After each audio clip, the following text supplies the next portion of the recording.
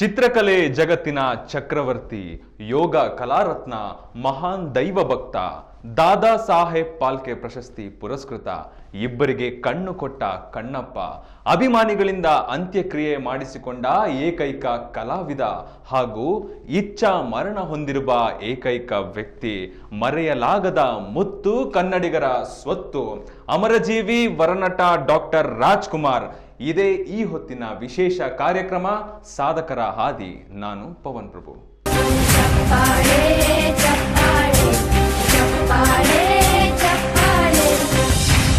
ನಟ ಸಾರ್ವಭೌಮ ಡಾಕ್ಟರ್ ರಾಜ್ಕುಮಾರ್ ಅವರು ಜನಿಸಿದ್ದು ಏಪ್ರಿಲ್ 24, 1929ರಲ್ಲಿ. ಕನ್ನಡ ಚಿತ್ರರಂಗದ ಧ್ರುವ ತಾರೆ ಎಂದು ಹೆಸರಾದ ಪ್ರಸಿದ್ಧ ನಟ ಹಾಗೂ ಗಾಯಕ ಡಾಕ್ಟರ್ ರಾಜ್ಕುಮಾರ್.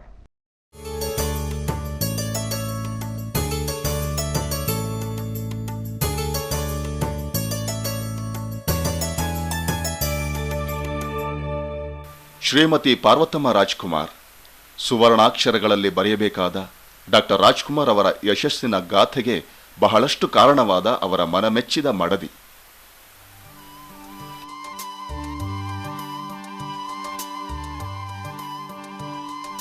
ಹುಟ್ಟಿದ್ದು ಡಿಸೆಂಬರ್ 6, 1939ರಂದು ಮೈಸೂರು ಬಳಿಯ ನಂಜುಂಡೇಶ್ವರನ ಸನ್ನಿಧಿ ನಂಜನಗೂಡಿನಲ್ಲಿ.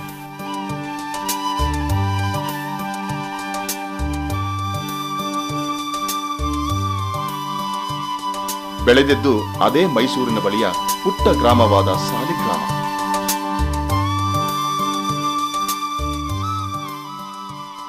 ತಂದೆ ಸಂಗೀತದ ಮೇಷ್ಟ್ರು ಅಪ್ಪಾಜಿ ಗೌಡರ್, ತಾಯಿ ಲಕ್ಷ್ಮಮ್ಮ.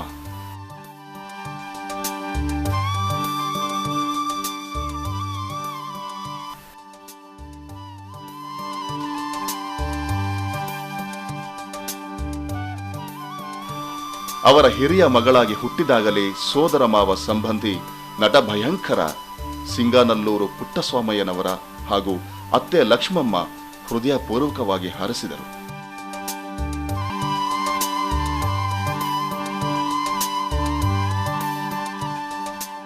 ತೊಟ್ಟಿಲಲ್ಲಿದ್ದಾಗಲೇ ಇವಳೇ ನನ್ನ ಮನೆಯ ಹಿರಿಯ ಸೊಸೆ ಎಂಬ ವಾಗ್ದಾನ ನಮ್ಮ ತಂದೆಗೆ ನೀಡಿದರು. ನೀಡಿದಂತೆಯೇ ನಡೆದುಕೊಂಡರು.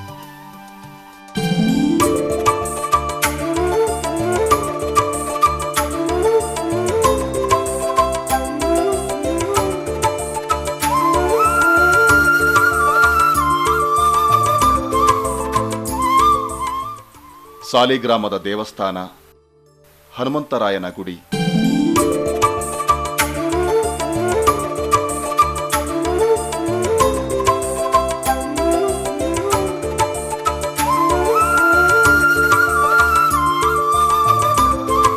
ಜೀವನದಿ ಕಾವೇರಿ ಧುಮ್ಮಿಕ್ಕಿ ಹರಿಯುವ ಚುಂಚನಕಟ್ಟೆ ಜಲಪಾತ, ಇವೆಲ್ಲ ಪಾರ್ವತಮ್ಮನವರು ಬಾಲ್ಯವನ್ನು ಕಳೆದ ಸುಂದರ ತಾಣಗಳು.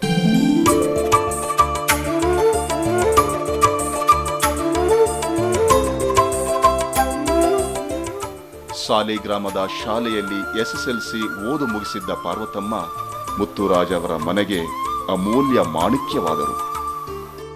ರಾಜ್ಕುಮಾರ್ ನಾಯಕ ನಟರಾಗಿ ಚಿತ್ರರಂಗ ಪ್ರವೇಶಿಸಿದ್ದು 1954ರಲ್ಲಿ ಬೇಡರ ಕಣ್ಣಪ್ಪ ಅವರ ಮೊದಲ ಚಿತ್ರ.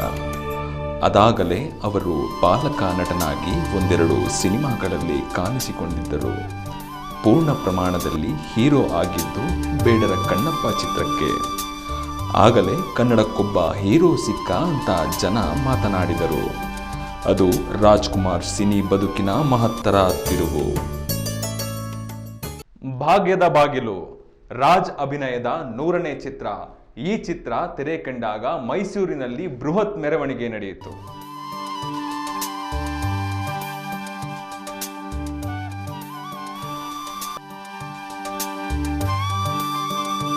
ಡಾಕ್ಟರ್ ರಾಜ್ಕುಮಾರ್ ಅವರಿಗೆ ಅಭಿಮಾನಿಗಳೇ ದೇವರು.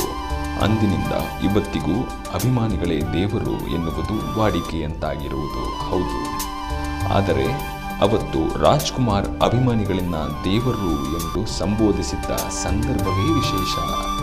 ಆಗ ರಾಜ್ಯದಲ್ಲಿ ಬಂಗಾರಪ್ಪ ಮುಖ್ಯಮಂತ್ರಿ ಆಗಿದ್ದ ಸಂದರ್ಭ. ಕುವೆಂಪು ಮತ್ತು ರಾಜ್ಕುಮಾರ್ ಅವರಿಗೆ ಕರ್ನಾಟಕ ಸರ್ಕಾರದಿಂದ ಕರ್ನಾಟಕ ರತ್ನ ಪ್ರಶಸ್ತಿ ಘೋಷಿಸಿತ್ತು. ವಿಧಾನಸೌಧದ ಬ್ಯಾಕ್ವೆಂಟ್ ಹಾಲ್ನಲ್ಲಿ ಪ್ರಶಸ್ತಿ ಪ್ರದಾನ ಸಮಾರಂಭ. ಕುವೆಂಪು ಅವರು ಅನಾರೋಗ್ಯದ ಕಾರಣದಿಂದ ಅವತ್ತಿನ ಸಮಾರಂಭಕ್ಕೆ ಹಾಜರಾಗಲಿಲ್ಲ. ರಾಜ್ಕುಮಾರ್ ಅವರಿಗೆ ಮಾತ್ರ ಸಮಾರಂಭದ ಏರ್ಪಾಡಾಗಿತ್ತು. ಪ್ರಶಸ್ತಿ ಪ್ರದಾನಕ್ಕೂ ಮುನ್ನ ಬಂಗಾರಪ್ಪ ಯಾರೇ ಕೂಗಾಡಲಿ ಊರೇ ಹೋರಾಡಲಿ ಹಾಡು ಹೇಳುತ್ತಿದ್ದರು. ವೇದಿಕೆ ಮುಂಭಾಗದಲ್ಲಿದ್ದ ಸಭಿಕ್ಷರು ಕೂಗಾಡಿ ಕುರ್ಚಿಯನ್ನು ಕಿತ್ತು ಬಿಸಾಡಿದರು. ಆಗ ವೇದಿಕೆಯಲ್ಲಿದ್ದ ರಾಜ್ಕುಮಾರ್ ಎದ್ದು ನಿಂತು, ಅಭಿಮಾನಿ ದೇವರುಗಳೇ ಶಾಂತರಾಗಿ ಎಂದರು. ಆ ನಂತರ ಕಾರ್ಯಕ್ರಮ ಯಶಸ್ವಿಯಾಗಿ ನಡೆಯಿತು. ಸಾಧಕರ ಹಾದಿ ವಿಶೇಷ ಕಾರ್ಯಕ್ರಮದಲ್ಲಿ ಪುಟ್ಟದೊಂದು ವಿರಾಮ. ನೀವು ಉತ್ತಮ ಗಾಯಕರೇ, ನೀವು ಉತ್ತಮ ಬರಹಗಾರರೇ, ನೀವು ಉತ್ತಮ ನೃತ್ಯಪಟುಗಾರರೇ, ನೀವು ಉತ್ತಮ ರೈತರೇ, ನೀವು ಉತ್ತಮ ವೈದ್ಯರೇ, ನೀವು ಉತ್ತಮ ಕುಸ್ತಿಪಟುಗಾರರೇ, ನೀವು ಉತ್ತಮ ಚಾಲಕರೇ, ನೀವು ಉತ್ತಮ ಕಲಾವಿದರೇ, ನೀವು ಉತ್ತಮ ಹಾಸ್ಯ ಕಲಾವಿದರೇ, ನೀವು ದೇಶಕ್ಕೆ ಉತ್ತಮ ಸೈನಿಕರೇ, ನೀವು ಉತ್ತಮ ನಿರೂಪಕರೇ, ನೀವು ವಾದ್ಯಗಾರರೇ, ನಿಮ್ಮದು ಉತ್ತಮ ಹೋಟೆಲ್ ಇದೆಯೇ, ನೀವು ಸೋಷಿಯಲ್ ಮೀಡಿಯಾ ಸ್ಟಾರ್ಗಳ ಮಂಗಳಮುಖಿಯರಾದರೂ ನೀವು ಸಾಧಕರೇ. ಈ ಮೇಲ್ಕಂಡ ವಿಷಯದಲ್ಲಿ ನೀವು ಉತ್ತಮರು ಎಂದು ನಿಮಗೆ ಅನಿಸಿದರೆ ಅದಕ್ಕೆ ಸಂಬಂಧಪಟ್ಟ ವಿಷಯಕ್ಕೆ 2 ನಿಮಿಷದ ವಿಡಿಯೋ ಮಾಡಿ ಕೆಳಗಿನ ನಂಬರ್ಗೆ ಕಳುಹಿಸಿ. ಒಂದು ವಿಧದಲ್ಲಿ 10 ಜನರ ಆಯ್ಕೆ ನಡೆಯುತ್ತದೆ. ಆಯ್ಕೆ ಆದ 150 ಪ್ರತಿಭೆಗಳಿಗೆ ವಿಶ್ವ ಸಂವಿಧಾನ ಹಾಗೂ TV4 ಸುದ್ದಿವಾಹಿನಿ ಕಡೆಯಿಂದ ಪ್ರಶಸ್ತಿ ಗೌರವ ಸನ್ಮಾನ ಮಾಡಲಾಗುತ್ತದೆ.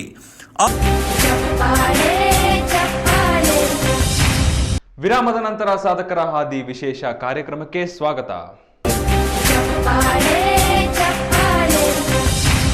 ಡಾಕ್ಟರ್ ರಾಜ್ಕುಮಾರ್ ಕೇವಲ ನಾಯಕರಾಗಿ ಉಳಿಯದೆ ಹಿನ್ನೆಲೆ ಗಾಯಕರಾಗಿಯೂ ಸಹ ಹೆಸರು ಮಾಡಿದ್ದಾರೆ.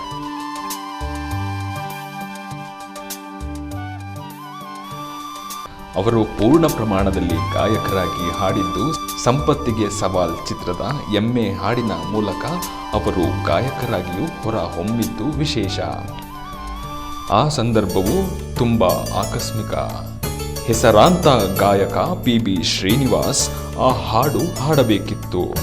ಆದರೆ PBS ಬರಲಿಲ್ಲ.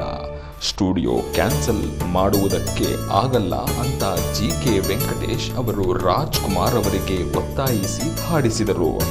ಅಲ್ಲಿಂದ ಗಾಯಕರಾದ ರಾಜ್ಕುಮಾರ್ ನಾದಮಯ ಚಿತ್ರಕ್ಕೆ ರಾಷ್ಟ್ರೀಯ ಪ್ರಶಸ್ತಿ ಪುರಸ್ಕೃತರಾದರು. ನಾದಮಯ ನಾದಮಯ ಈ ಲೋಕವೆಲ್ಲ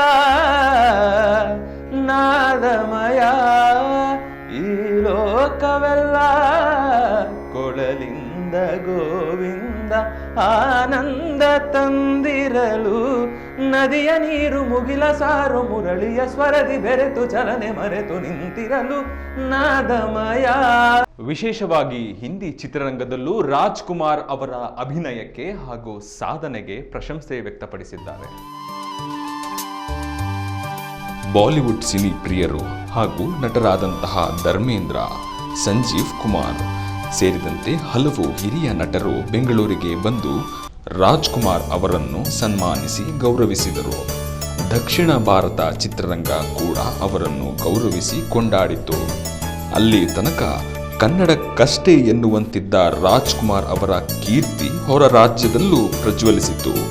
ಭಾರತೀಯ ಚಿತ್ರರಂಗದಲ್ಲೇ ರಾಜ್ಕುಮಾರ್ ಅಪರೂಪದ ನಟರಾಗಿ ಕಾಣಿಸಿಕೊಂಡಿದ್ದು ಕನ್ನಡ ಚಿತ್ರೋದ್ಯಮವೇ ಹೆಮ್ಮೆ ಪಡುವಂತಾಯಿತು.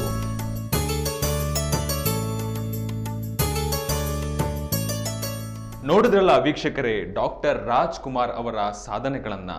ಮುಂದಿನ ಸಂಚಿಕೆಯಲ್ಲಿ ಡಾಕ್ಟರ್ ರಾಜ್ ಅವರನ್ನ ಕಾಡುಗಳ ವೀರಪ್ಪನ್ ಅಪಹರಿಸಿದ ಬಗ್ಗೆ ಸಂಪೂರ್ಣ ಮಾಹಿತಿಯನ್ನ ನಿಮ್ಮ ಮುಂದೆ ಇಡಲಿದ್ದೇನೆ. ಅಲ್ಲಿಯವರೆಗೂ ನೋಡ್ತಾ ಇರಿ TV4 ಕನ್ನಡ.